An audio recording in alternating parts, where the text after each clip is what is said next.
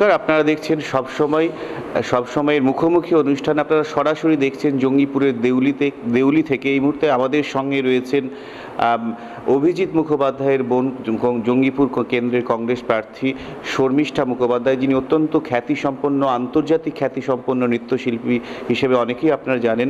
আচ্ছা, দাদার হয়ে প্রচারে নেমে আপনার কেমন লাগছে? দেখুন, আমি কালকেই এসেছি। কালকে আসার পরে সন্ধ্যাবেলাতে একটা রোড শো ছিল জঙ্গিপুর শহরেই, সেটা অ্যাটেন্ড করলাম। তারপরে আজ আমি সাগরদিঘি অঞ্চলে গেলাম। আর তারপরে সন্ধ্যেবেলা আমি এখানকার যিনি কাউন্সিলর বিকাশ নন্দ, তার সঙ্গে জঙ্গিপুরেই পদযাত্রা 13 নম্বর আর 14 নম্বর ওয়ার্ডে।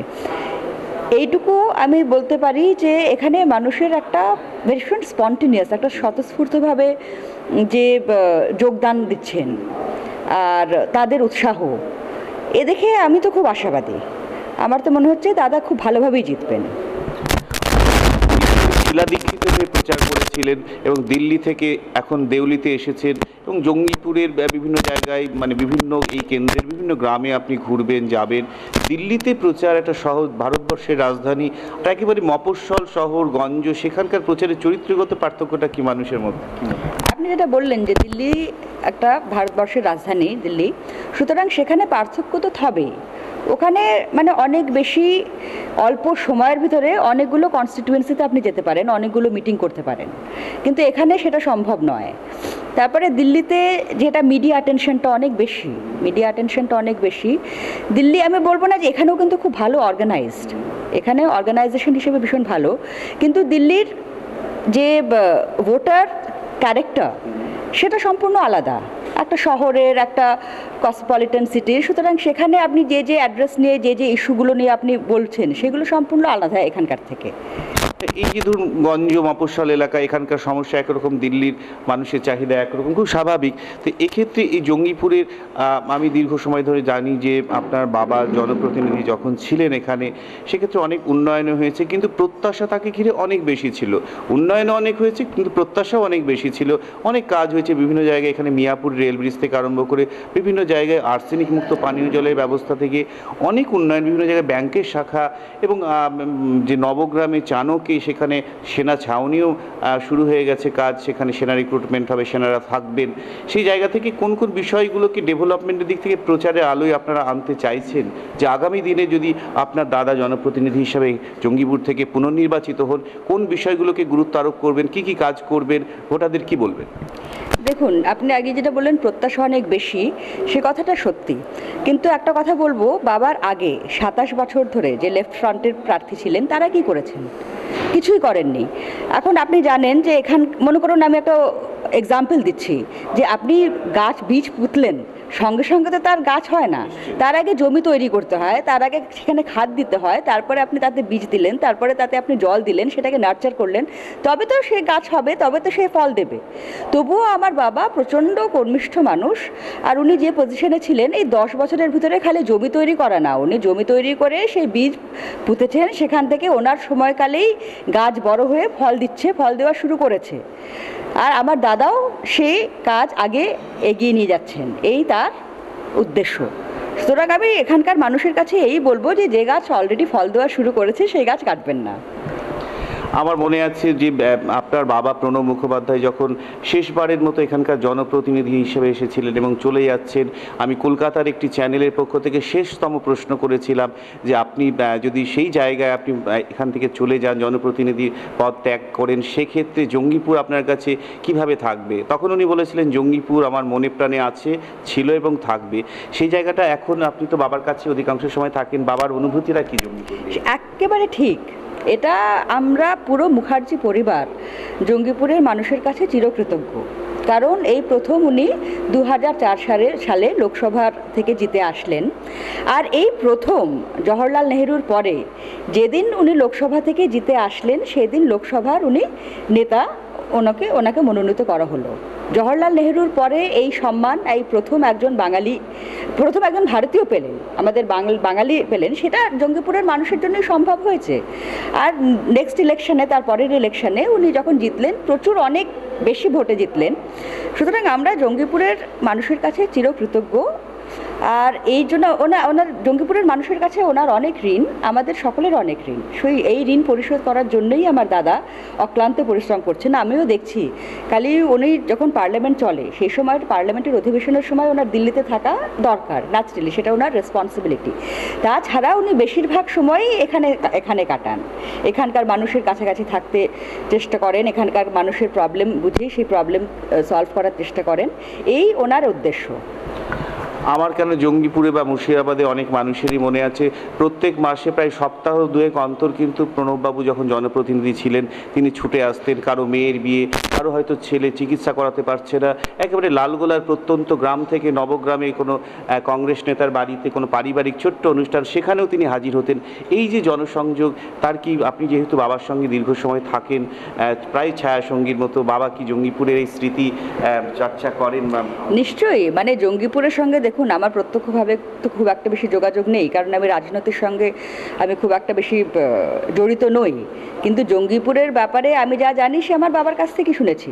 আর জঙ্গিপুরের মানুষ বাবাকে যা দিয়েছেন আমি নিজেও এখানে অনুভব করছি। এখানে আসার পরে যখন আমি রাস্তায় মানে পদযাত্রার সময় বা মানে এমন একটা মনে হচ্ছে একটা যেন পারিবারিক সম্পর্ক, কেউ ছোট বোনের মতন, কেউ দিদির মতন, কেউ মাসির মতন, কেউ পিসির মতন ব্যবহার করছেন। সুতরাং এই একটা যোগাযোগ, এটা খালি মানে ভোট প্রার্থী হয়ে ভোট চাওয়ার মতো না, মানে একটা অন্য আলাদা ধরনের সম্পর্ক। আর এই ওনাদের ভালোবাসায় আমি রীতিমতো আপ্লুত। আর আমার বাবার কথাই বলবো যে উনি যখন মনে করুন যখন যে দপ্তরে গেছেন মন্ত্রীর, সেখানে উনি জঙ্গিপুরের জন্য কিছু না কিছু করেছেন। যখন উনি রক্ষামন্ত্রী ছিলেন তখন উনি এখানকার আর্মি ক্যান্টনমেন্ট করলেন, যখন উনি বিদেশ মন্ত্রী ছিলেন পাসপোর্ট অফিস করলেন, তারপরে যখন উনি ফাইন্যান্স মিনিস্টার ছিলেন তখন প্রচুর ব্যাংকের খুলেছেন, সুতরাং হ্যাঁ অফিস খুলেছেন, অনেক কিছু করেছেন। আর পিএফ এর ব্যবস্থা করেছেন এখানে যাতে তাদের কলকাতায় না যেতে হয়।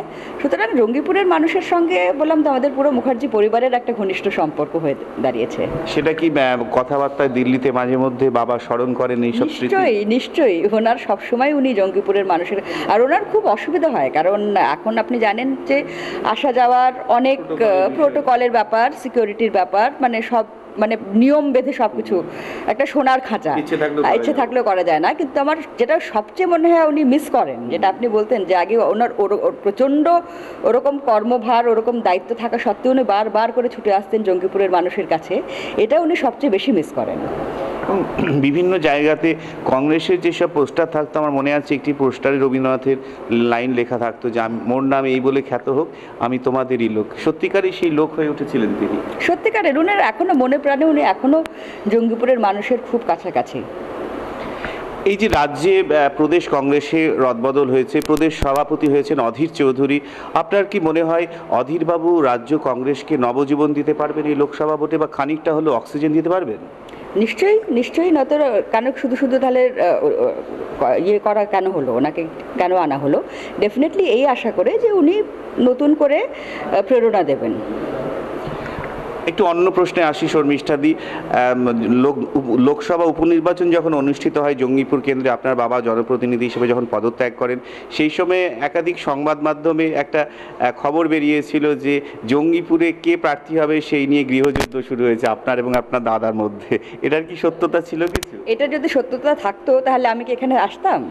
আমার দেখুন মানে এই প্রশ্নই ওঠেনি কোনো দিন, কারণ রাজনীতির সঙ্গে আমার সেরকমভাবে কোনো দিন যোগাযোগ ছিল না। আমি একজন নৃত্যশিল্পী, আর আমি আমার নিজের কাজ নিয়ে প্রচণ্ড ব্যস্ত। আর সেই সময় আমার মনে আছে যে বাবা যখন প্রথম শপথ গ্রহণ করলেন জুলাই মাসে, অগাস্ট মাসে আমার পুরো 1 মাসের বিদেশের ট্যুর ছিল, তখন আমি আমার নতুন প্রোডাকশন নিয়ে, তখন আমি সেই নিয়ে ভাববো না গৃহযুদ্ধ করব।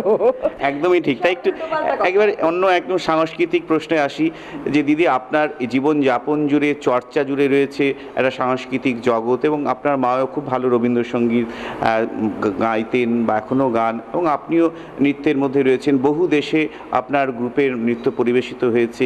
তো সেই জায়গায় এই যে নাচের প্রথম পাঠশালা বা শিক্ষাটা কোথায় শিখেছিলেন? আমি দিল্লিতেই শিখেছি। আমি কথক নৃত্য করি, আর আমার গুরু স্বর্গীয় পণ্ডিত দুর্গালালজি, উমা শর্মা আর রাজেন্দ্র গঙ্গানি, জয়পুর ঘরানার। আপনি কোন কোন দেশে নৃত্য পরিবেশন করতে গিয়েছেন? প্রচুর। আমি গর্বের সঙ্গে বলতে পারি, অহংকারের সাথে বলতে পারি যে প্রায় 40টা মতন দেশে বিদেশে আমি আমার প্রোগ্রাম করেছি। তার মধ্যে সব থেকে কোন দেশে গিয়ে আপনার পারফরমেন্স করার পরে আপনি সব থেকে বেশি রেসপন্স পেয়েছিলেন, যেখানে আপনি মুগ্ধ হয়েছিলেন, সব থেকে খুশি হয়েছিলেন কোন দেশে গিয়ে, আপনার ভালো লেগেছিল কোন দেশে গিয়ে, মানে অনুষ্ঠান করার পরে যে ফিডব্যাক পেয়েছিলেন? দেখুন, এটা তো বিদেশে সাধারণত আমাদের দেশের বিশেষ করে শাস্ত্রীয় নৃত্য আর সঙ্গীত এখন বিদেশের কালচারাল জগতে খুবই সমাদৃত, প্রতিষ্ঠিত। কিন্তু আমি আমার একটা এক্সপিরিয়েন্স ভুলতে পারবো না, ভেনেজুয়েলায়, দক্ষিণ আমেরিকায়। আর ভেনেজুয়েলা আমি এমন একটা জায়গা দেখলাম, আদারওয়াইজ আপনি যেখানেই যান সেখানে ভারতীয় আপনি প্রচুর পাবেন, এনআরআই পপুলেশন, কিন্তু ভেনেজুয়েলাতে আমাদের এম্বাসির লোক ছাড়া মানে আমি অন্য কোনো ভারতীয় দেখিনি, খুব কম। ভেনেজুয়েলার একটা ছোট্ট শহরে আমাদের প্রোগ্রাম ছিল, আর ওখানে সাধারণত প্রোগ্রাম শুরু হয় 8টা, 8:30 বা 9টার সময়, লোকেরা ডিনার করে তারপরে। এখন তো আমাদের জন্য সেটাই একটা মানে এরকম অত রাত্রে প্রোগ্রাম।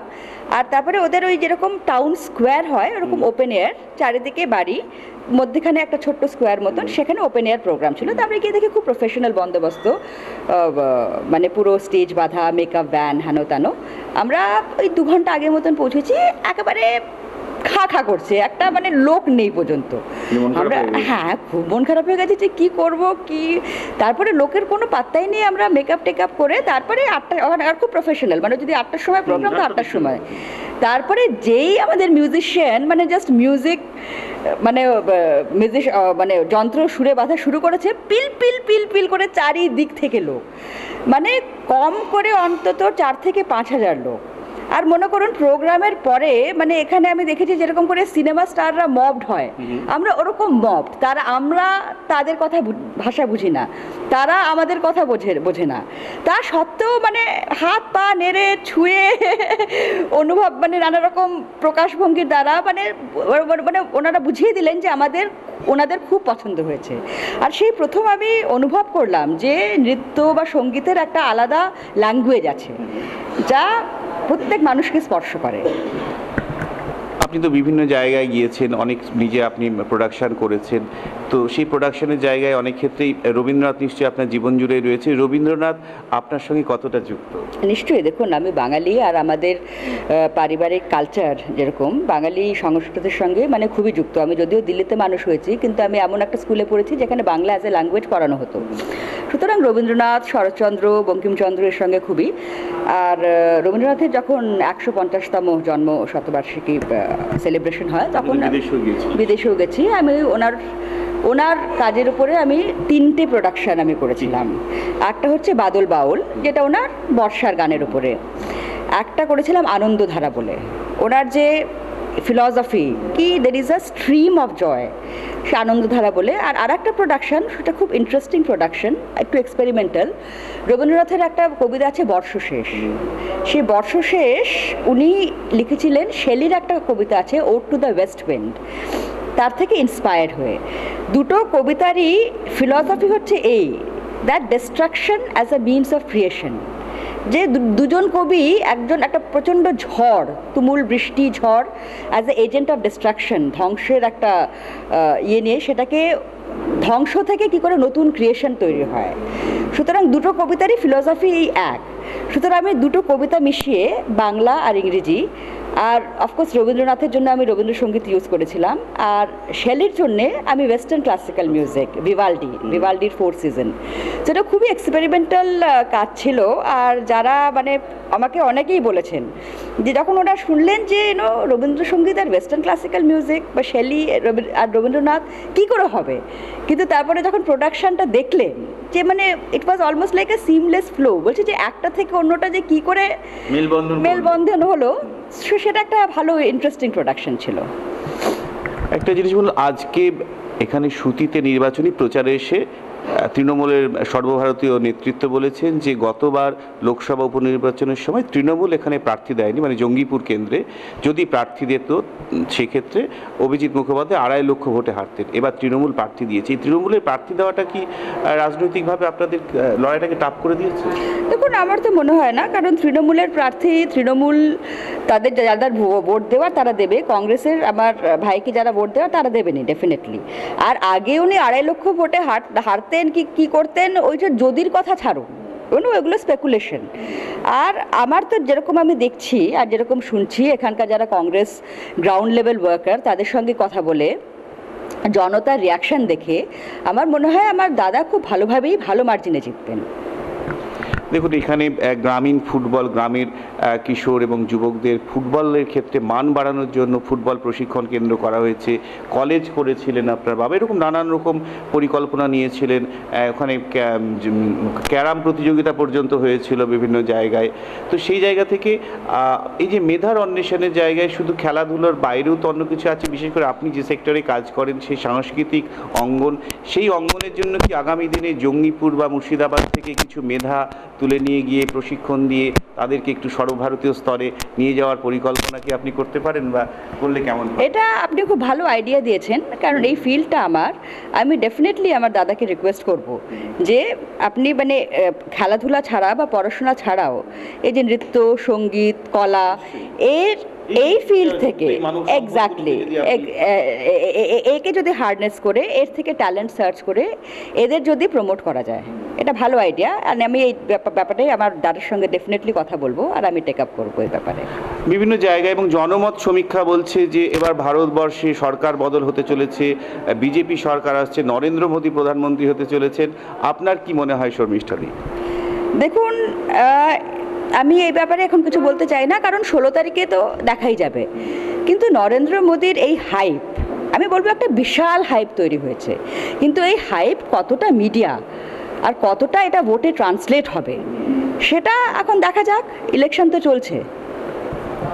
শর্মিষ্ঠাদি, আর একেবারে অনুষ্ঠানের শেষ পর্বে চলে এসেছি, যে জঙ্গিপুরে যদি আপনার দাদা ভারতবর্ষে জাতীয় কংগ্রেসের প্রার্থী অভিজিৎ মুখোপাধ্যায় পুনর্নির্বাচিত হন, কোন কোন বিষয়গুলো, যেগুলো হয়তো যেসব দিকগুলো আলো ফেলা হয়নি বা যায়নি বা সময়ের অপেক্ষা, সেইগুলো কি ভেবেছেন?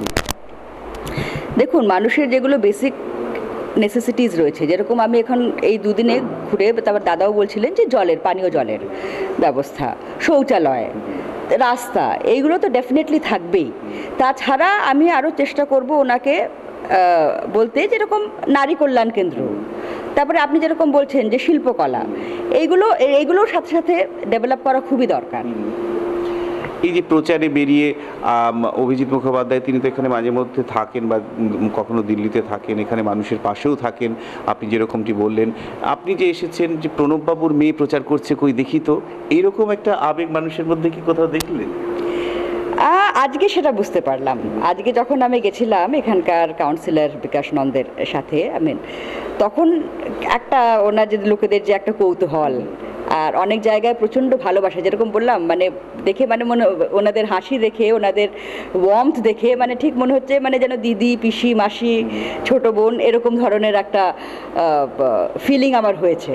তা সেটা তো আর আমার জন্য হয়নি, সেটা তো আমি আমার বাবার মেয়ে বা আমার দাদার বোন বলেই হয়েছে। আপনি তো দিল্লিতে বাবার সঙ্গে থাকেন, প্রতিদিন কি কথা হয়, বাবার সঙ্গে গল্প হয়? এখন বাবা মেয়ের ভিতরে কি গল্প হয় সে আমি আপনাকে কেন বলবো? নিশ্চয়ই। অনুষ্ঠানে এই কথা বলতে পারি, উনি জঙ্গিপুরের কথা খুব রোজই বলেন, খুব মিস করেন। খুব মিস করেন। আপনি তো একটু নিজে গানও করেন গুনগুন করে, সব বাঙালি তো একটু একটু করি না, গানটা একেবারে। আপনার মাও তো ভালো, আমার মা ভালো রবীন্দ্রসঙ্গীত গান। আবারও শেষ প্রশ্ন, যে জেতার ব্যাপারে আপনার দাদা জিতবেন কিনা, কত শতাংশ আপনি আশাবাদী? আমি 110% আশাবাদী, আর আশাবাদীও না, আমি অ্যাবসলিউটলি শিওর উনি ডেফিনেটলি জিতবেন। প্রচারে কে কে আসছেন জঙ্গিপুরে আপনার? এই ব্যাপারে আমি বলতে পারবো না কিছু, আমি জানি না, সেটা আমি ঠিক জানি না। অনেক ধন্যবাদ শর্মিষ্ঠাদি আমাদের সময় দেওয়ার জন্য। আপনারা দেখছিলেন সবসময় বিশেষ অনুষ্ঠান মুখোমুখি। এই মুখোমুখি অনুষ্ঠানে আমরা পেয়েছিলাম জঙ্গিপুর কেন্দ্রের কংগ্রেস প্রার্থী অভিজিৎ মুখোপাধ্যায়ের বোন শর্মিষ্ঠা মুখোপাধ্যায়কে। এই অনুষ্ঠান এখানেই সরাসরি শেষ করছি, ফিরে যাচ্ছি কন্ট্রোল রুমে।